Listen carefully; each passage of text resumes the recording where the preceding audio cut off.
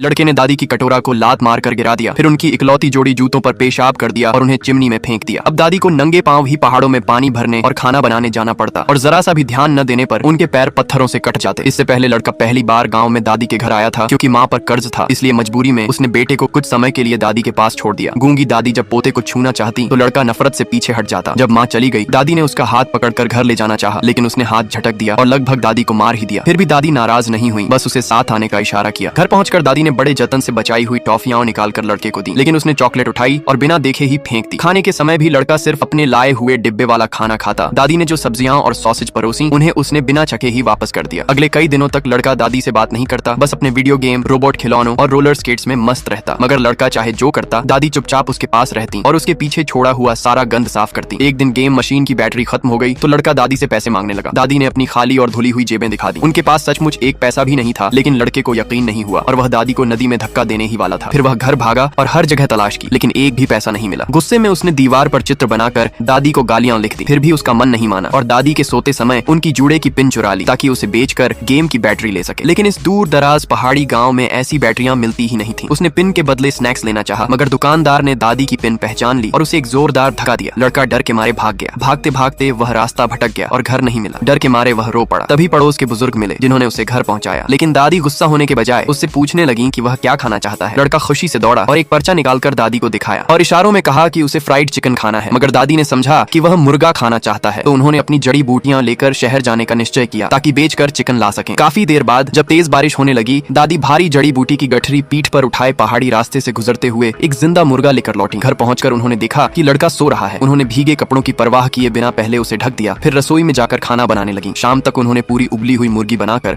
लड़के के सामने परोस दी। लेकिन जब लड़का जागा और देखा कि यह फ्राइड चिकन नहीं है, तो जोर जोर से रोने लगा। दादी हाथ पांव हिलाकर समझाने लगी, ये वही मुर्गा है जो कुकड़ू कू करता है। लेकिन लड़के ने कटोरा उलट दिया, मुंह फेर कर सो गया और दादी को नजरअंदाज कर दिया। बेचारी दादी चुपचाप बर्तन उठाकर गिरी हुई चावल की दाने दाने चुनकर खाने लगी। रात को जब लड़के का पेट खाली था तो वह चोरी चुपके रसोई में गया और मुर्गे का पैर पकड़कर खाने लगा। तब उसे पता चला कि दादी का पकाया हुआ चिकन फ्राइड चिकन से किसी तरह कम नहीं। लेकिन अगले दिन दादी बिस्तर से उठ ही नहीं पाई। असल में पिछली रात बारिश में भीगने से उन्हें बुखार हो गया था। लड़के ने उन्हें कंबल उड़ाया और सिर पर गीला कपड़ा रखा। तभी उसने देखा कि दादी अपने टूटे हुए छोटे से चम्मच से बाल बांध रही हैं। उसने चुपचाप उनकी पिन वापस लगाई। उसी पल पहली बार उसे अपने बुरे व्यवहार पर पछतावा हुआ। लेकिन शरारती बच्चों का बदलना इतना आसान नहीं होता। अगले दिन जब दादी उसे लेकर बाजार सब्जी बेचने पहुंची तो लड़के ने अपनी पसंद की लड़की छोटी मई को देखा। वह तुरंत टोकरा फेंककर उसके पास भागा ताकि संयोग से मुलाकात हो सके, लेकिन लड़की ने उसकी ओर देखा तक नहीं। दादी ने सब्जियां बेचना शुरू किया, मगर गूंगी होने के कारण देर तक एक भी ग्राहक नहीं आया। लड़का शर्मिंदा तो हुआ, मगर डरता था कि कहीं लड़की के सामने उसकी बेइज्जती न हो जाए, इसलिए चुपचाप छिपा रहा। बड़ी मुश्किल से सब्जियां बिक